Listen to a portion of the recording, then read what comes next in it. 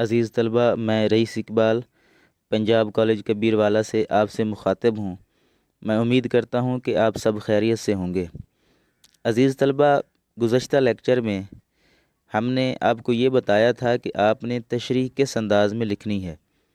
یہ 10 نمبر کا سوال ہے، خصوصاً حصہ نظم، جو کہ سوال نمبر 2 بنتا ہے آپ کے پیپر کے اوپر۔ حصہ نظم کے اگر اشعار کی تشریح آتی ہے تو وہ کس انداز میں آپ نے کرنی ہے، جو کہ 10 نمبر پر مشتمل ہوتی ہے۔ 2 شعر دیے جاتے ہیں اور دونوں کی تشریح آپ نے کرنی ہوتی ہے، تو اس کا انداز کیا ہونا چاہیے۔ آج کے اس لیکچر میں ہم باقاعدہ طور پر آپ کی درسی کتاب کی پہلی نظم حمد کی تشریح کریں گے۔ 2 یا 3 شعر ہم اس کے منتخب کریں گے۔ میں اس کی تشریح باقاعدہ طور پر آپ کو بتاؤں گا کہ کس طرح سے آپ نے اس کی وضاحت کرنی ہے۔ بیٹا، کیونکہ ہوتا اس طرح سے ہے کہ ایک شعر، جیسا کہ میں پہلے بتا چکا ہوں کہ آپ جب اس کی تشریح کرتے ہیں تو ایک شعر کی طوالت 1.5 سے 2 صفحہ جو آپ کے دستے کے صفحے بنتے ہیں یا جو آنسر شیٹ کے آپ کے صفحے بنتے ہیں، اس کے 1.5 سے 2 صفحے آپ کے بننے چاہیے۔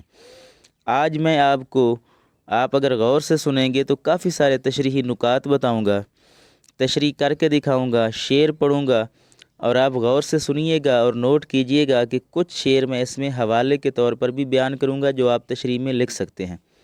آپ میرا یہ لیکچر بار بار سنیں اور تشریح کی ان باتوں کو ذہن نشین کریں اور اپنے ذہن میں محفوظ کریں، ان کو لکھ لیں تاکہ آپ اس تشریح کے سوال کو آسانی سے کر سکیں۔ تو عزیز طلبہ، آئیے ہم تشریح کی طرف باقاعدہ چلتے ہیں۔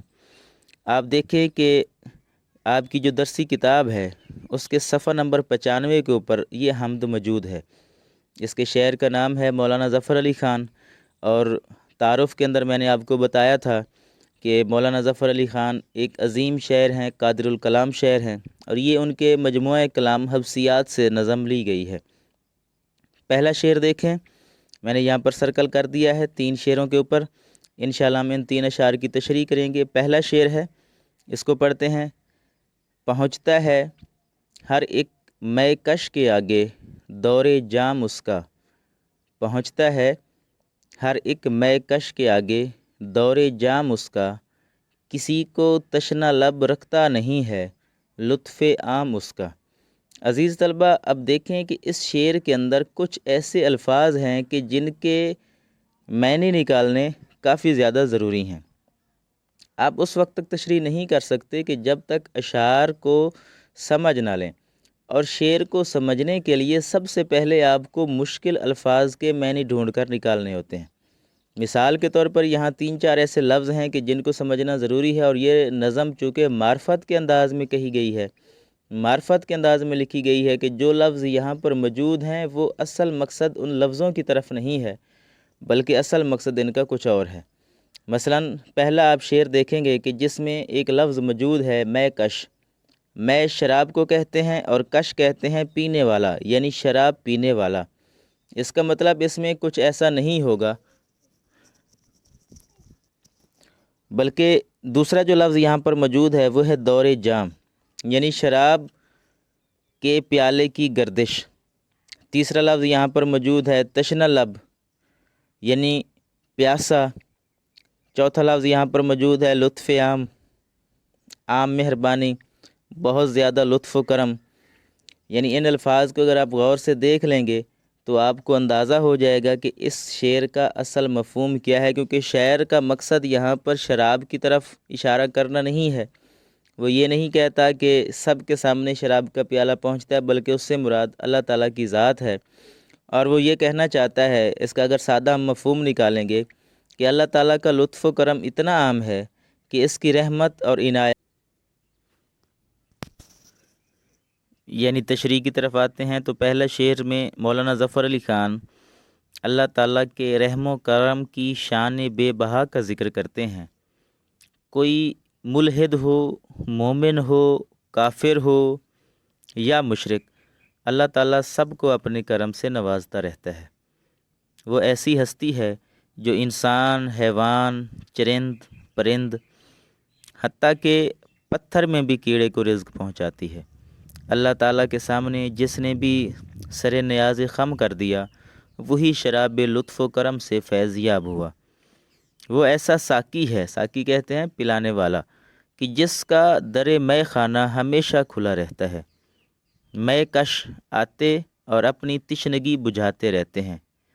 مثال کے طور پر ہم یہاں ایک حوالے کا شعر درج کریں گے۔ جبھی تو سودا نے خوب کہا ہے، نہ غرض کفر سے رکھتے ہیں نہ اسلام سے کام، نہ غرض کفر سے رکھتے ہیں نہ اسلام سے کام، مدعا ساقی سے ہے اور ہمیں جام سے کام۔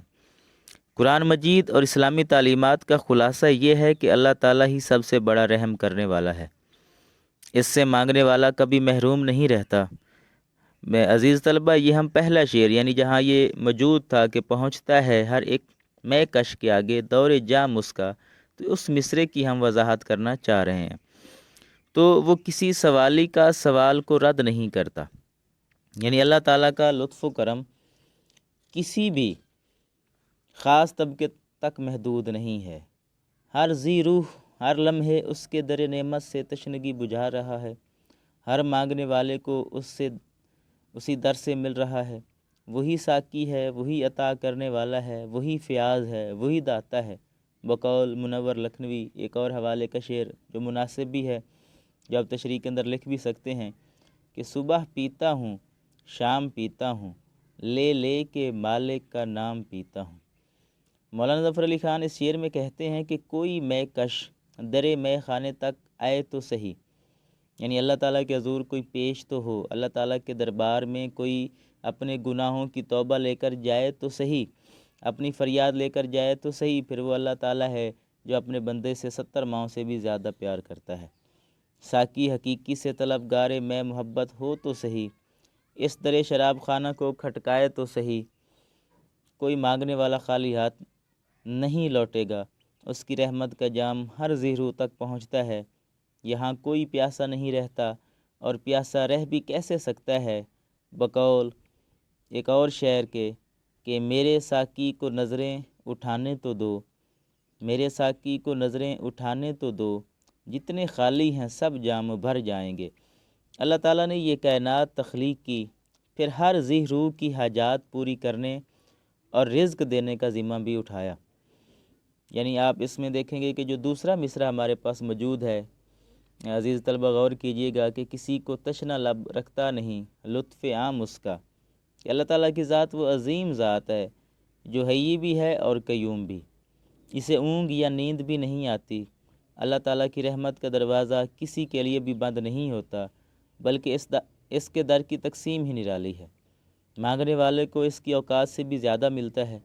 ساقی کی عنایت اور لطف عام جاری و ساری ہے، آج تک کوئی تشنہ نہیں ہے، کوئی پیاسا نہیں ہے۔ مولانا ظفر علی خان دراصل یہ کہنا چاہتے ہیں کہ اللہ تعالیٰ رحیم و کریم ہے، اس کی عنایات اور اس کا لطف عام کی کوئی حد نہیں ہے۔ وہ اپنی مخلوقات میں سے ہر کسی کو نوازتا ہے، جس کو ملتا ہے اسی در سے ملتا ہے، اور یہ سچ ہے کہ اس کا لطف و کرم ہر کسی کو حوصلہ دیے ہوئے ہے، اور ہر کوئی اپنی حاجات اسی سے طلب کرتا ہے۔ وہ ذات ایسی ہے کہ جس کے سامنے دست سوال دراز کرتے ہوئے تسکین، حوصلہ اور خوشی میسر ہوتی ہے۔ آخر میں آپ ایک اور شعر درج کریں گے کہ اٹھا جو مینہ بدست ساقی، اٹھا جو مینہ بدست ساقی، رہی نہ کچھ تاب ضبط باقی، تمام میں کش پکار اٹھے یہاں سے پہلے یہاں سے پہلے۔ تو عزیز طلبہ، آپ نے دیکھا کہ پہلا شعر کہ جس کے اندر چند الفاظ تھے جن کو سمجھنا ضروری تھا، اور جب آپ ان الفاظ کو اچھے انداز میں سمجھ گئے، ان کے معنی آپ نے نکال لیے، تو اس کی تشریح کرنا آپ کے لیے بالکل بھی مشکل نہیں رہا۔ دوسرا شعر دیکھیے گا کہ گواہی دے رہی ہے اس کی یکتائی پہ ذات اس کی، دوئی کے نقش سب جھوٹے ہے سچا ایک نام اس کا۔ عزیز طلبہ، اس شعر کے اندر اللہ تعالیٰ کی وحدانیت کا ذکر کیا جا رہا ہے۔ اگر ہم اس کی لغت کی طرف آئیں، اس کے مشکل الفاظ کی طرف آئیں، تو اس میں جو سب سے پہلا لفظ موجود ہے گواہی، یعنی شہادت دینا، یکتائی، ایک ہونا، واحد ہونا اور بے مثال ہونا۔ دوسرے مصرعے کے اندر جو لفظ موجود ہے دوئی، یعنی شرک کر لینا، تصور کر لینا، دوسرا پن اس کے اندر شامل کر لینا، نقش، نمونے، اور صرف اللہ تعالیٰ کا نام سچ ہے۔ تو یہ 3-4 الفاظ اس میں مشکل ہیں، ورنہ یہ شعر بہت آسان ہے۔ اس کا مفہوم کچھ اس انداز میں بنتا ہے کہ اللہ تعالیٰ کی ذات خود اس کے یکتا یعنی اکیلا اور بے مثال ہونے کی گواہی دے رہی ہے۔ اللہ تعالیٰ کا کوئی شریک نہیں، اس کا نام سچا ہے اور اس کے سوا سب نقش جھوٹے ہیں۔ اس شعر میں مولانا ظفر علی خان کہتے ہیں کہ اے اللہ، تیری ذات خود تیرے یکتا اور بے مثل ہونے کی گواہی دے رہی ہے۔ اللہ تعالیٰ تنہا اس کائنات کا خالق، مالک اور معبود ہے۔ اگرچہ اللہ تعالیٰ ہماری نظروں سے پوشیدہ ہے، ہمیں کہیں دکھائی نہیں دیتا، لیکن اس کی عظمت، اس کی شان، اس کی قدرت کے جلوے ہر طرف پھیلے ہوئے ہیں۔ آپ حوالے کا شعر درج کریں گے: خداوند تجھے ہے جمع خدائی، خداوند تجھے ہے جمع خدائی، ہمیشہ تجھ کو ساجے کبریائی۔ تو عزیز طلبہ، میری یہ کوشش ہے کہ میں انتہائی آسان اور مختصر شعر حوالے کے طور پر آپ کو بتاؤں تاکہ آپ ان کو آسانی کے ساتھ یاد کر سکیں۔ اس شعر میں اللہ تعالیٰ کی توحید اور وحدانیت کی انتہائی خوبصورت انداز میں بیان کیا گیا ہے۔ ہر جگہ اللہ تعالیٰ موجود ہے، وہی نظام ہستی چلا رہا ہے، وہی بے مثل ہے، وہی لا شریک ہے۔ ذات اور صفات میں کوئی اس کا شریک نہیں ہے، کوئی اس جیسا نہیں، کوئی مالک نہیں، کوئی مختار نہیں، نہ کسی کو خدائی کے کسی کام میں تصرف کا حق حاصل ہے، کوئی صلاح کار نہیں، اور نہ کسی کو یکتائی اور اللہ تعالیٰ کی وحدت کے بارے میں جرأت کا اظہار ہے۔ امیر مینائی نے کیا خوب کہا ہے کہ زمانے میں سب کچھ ہے الا شریک، زمانے میں سب کچھ ہے الا شریک، وہی ہے وہی وحدہ لا شریک۔ دراصل اس شعر کا مفہوم وہی ہے جو کلمہ طیبہ کے پہلے حصے میں بیان کیا گیا ہے، یعنی لا الہ الا اللہ، اللہ کے سوا کوئی معبود نہیں۔ اس کی ذات اور کائنات کا یہ نظام خود اس بات کی گواہی دے رہا ہے کہ اللہ تعالیٰ زبردست طاقت والا ہے، وہ اپنی ذات میں واحد و یکتا ہے، اور اس بات کی شہادت کائنات کا یہ خود نظام دے رہا ہے۔ سورج ہر روز اپنے وقت پر طلوع ہوتا ہے، چاند اپنے دائرے میں رہتے ہوئے طلوع و غروب کے عمل سے گزر رہا ہے، بادل ہوا کے دوش پر سوار ہو کر خشک جگہوں کو سیراب کرتے ہیں، ہوائیں چل کر بہاریں لاتی ہیں، باغوں میں پھول مہکتے ہیں، ان سے پیدا ہونے والی خوشبو مشام جاں کو معطر کرتی ہے۔ کائنات کا یہ نظام اور اس میں قائم ربط، ترتیب اور نظم خود اس بات کی نشانی ہے کہ کائنات کا نظام چلانے والی کوئی ذات ایسی زبردست ہے جو مختار کل ہے۔ یہ آفتاب کرم اس کی کبریائی کا ذرہ ذرہ خود نمائی کا ایک عکس ہے۔ شاعر نے کیا خوب کہا ہے کہ یہ آفتاب کرم اس کی کبریائی کا کہ ذرہ ذرہ ہے آئینہ خود نمائی کا۔ شاعر کا کہنا ہے کہ اللہ تعالیٰ لا شریک ہے، اس لیے دوئی اور غیریت کے سب نقوش جھوٹے ہیں۔ یہ دوسرے مصرے کی طرف ہم آ رہے ہیں۔ اصل میں یہ شعر صوفیانہ رنگ میں رنگا ہوا ہے۔ اہل تصوف کے نزدیک یہ کائنات حسن اسی کا نور ظہور ہے۔ اس شعر کے دوسرے مصرے میں یہ حقیقت بیان کی گئی ہے کہ اللہ تعالیٰ ہی نور، ہر کہیں جلوہ ہے، ہر شے میں بس ایک ہی نور کا عکس ہے، جس شے پر نظر ڈالو وہی ذات خداوندی کا مظہر ہے۔ یہاں کچھ حوالے میں آپ کو بیان کر رہا ہوں، آپ ان کو نوٹ ضرور کیجئے گا جو اس شعر کے اندر آپ لکھ سکتے ہیں۔ مثلا شاعر نے کہا ہے کہ جگ میں آ کر ادھر ادھر دیکھا، جگ میں آ کر ادھر ادھر دیکھا، تو ہی نظر آیا جدھر دیکھا۔ یا ایک اور شعر آپ یہاں پر حوالے کے طور پر لکھ سکتے ہیں کہ اللہ رے نے رنگی عالم کے تماشے، اللہ رے نے رنگی عالم کے تماشے، ہر رنگ میں ایک رنگ نیا دیکھ رہے ہیں۔ یہ شعر سادگی اور لطافت کا بہترین نمونہ ہے۔ شاعر نے بڑی عمدگی سے توحید کا مضمون بیان کیا ہے، وحدانیت کا بیان شعر کے حسن کو دوبالا کر رہا ہے، اور مولانا ظفر علی خان کا یہ حمدیہ انداز اس کا طرہ امتیاز ہے۔ عزیز طلبہ، اس لیکچر میں ہم نے 2 اشعار کی تشریح کی، اس میں کچھ حوالے کے شعر بھی بیان کیے۔